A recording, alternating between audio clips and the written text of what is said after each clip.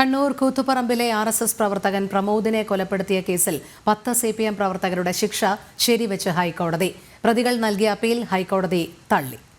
രേഷ്മ ബാബു ചേരുന്നു. രേഷ്മ, പറയൂ.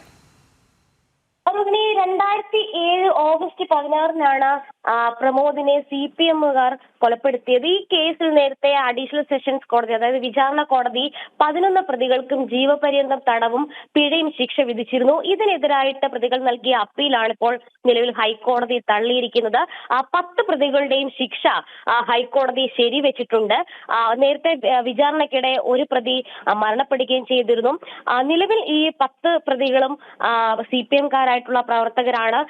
ധനേഷ്, ഷാജി, അണ്ണേരി വിപിൻ തുടങ്ങി 10 പേരാണ് പ്രതികൾ. എന്തായാലും നിലവിൽ ഇവരുടെ ശിക്ഷ ഹൈക്കോടതി ശരിവെച്ചിരിക്കുകയാണ്.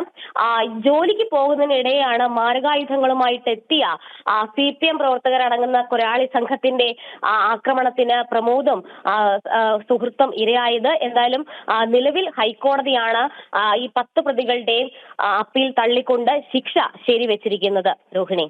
ശരി, രേഷ്മ ബാബുവാണ് വിവരങ്ങൾ നൽകിയത്. വടക്കാഞ്ചേരി ലൈഫ് മിഷൻ ഫ്ളാറ്റുകളുടെ ബലക്ഷയം പഠിക്കാൻ പുതിയ ഏജൻസിയെ ചുമതലപ്പെടുത്തിയെന്ന് സർക്കാർ ഹൈക്കോടതിയിൽ. ഇത് സംബന്ധിച്ച പഠനം കാലിക്കറ്റ് NIT നടത്തുമെന്ന് സർക്കാർ അറിയിച്ചു. പഠനം പൂർത്തിയാക്കുന്നതിന് 2 മാസം സമയം വേണമെന്ന് സർക്കാർ ആവശ്യപ്പെട്ടു. തുടർന്ന് ജൂൺ 5-ന് ഹർജി പരിഗണിക്കുന്നതിന് മുൻപ് റിപ്പോർട്ട് സമർപ്പിക്കണം എന്ന് കോടതി നിർദ്ദേശിച്ചു. കെട്ടിടത്തിന്റെ പുനർനിർമ്മാണത്തിന് സർക്കാരിന് നിർദ്ദേശം നൽകണമെന്നാവശ്യപ്പെട്ട് അനിൽ അക്കരെയാണ് ഹൈക്കോടതിയെ സമീപിച്ചത്.